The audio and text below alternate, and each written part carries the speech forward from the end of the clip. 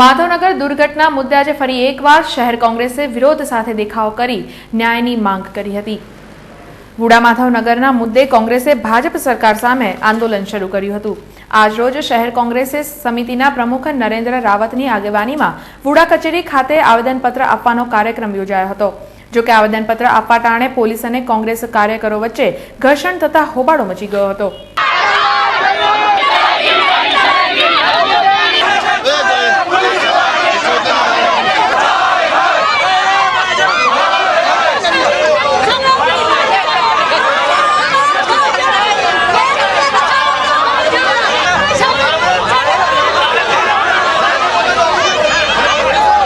ભારે હંગામા વચ્ચે કોંગ્રેસ પ્રમુખ સહિત કાર્યકરો વુડા કચેરીમાં પહોંચી ગયા હતા અને વુડાના પટાવાળા હસમુખ રાણાને આવેદનપત્ર આપી આ આવેદનપત્ર અર્બન સેક્રેટરી જીઆર અલોરિયાને પહોંચાડવા અનુરોધ કર્યો હતો।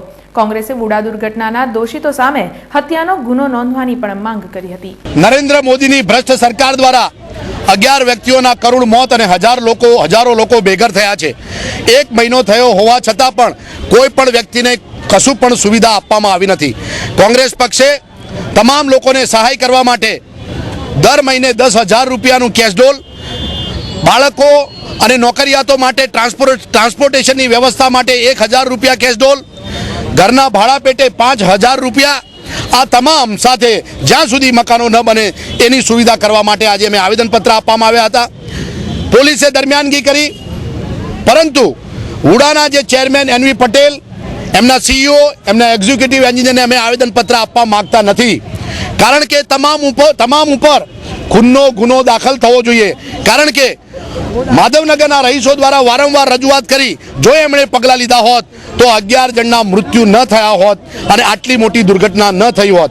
એટલે એ જવાબદાર લોકોને પોલીસ કેસ કરી જેલમાં ખોસી ગાળવા જોઈએ। એ માટે આજે અર્બન સેક્રેટરીને આવેદનપત્ર વુડા ઓફિસના પટાવાળા હસમુખભાઈને આપી સરકારને અમે આવેદનપત્ર આપી ચીમકી આપી છે કે કોંગ્રેસ પક્ષ ટૂંક સમયમાં ઉગ્ર આંદોલન કરશે। જો માધવનગર અને તમામ વુડાના રહીશો માટે વૈકલ્પિક વ્યવસ્થા અને તમામ મકાનો તોડી મોટા મકાનો કરી આપવા અને સાથે સાથે જ્યાં સુધી મકાનો ન બાંધે ત્યાં સુધીની ખૂબ મોટી આર્થિક સહાય આપવા માટે લેખિતમાં આવેદનપત્ર આપ્યું છે।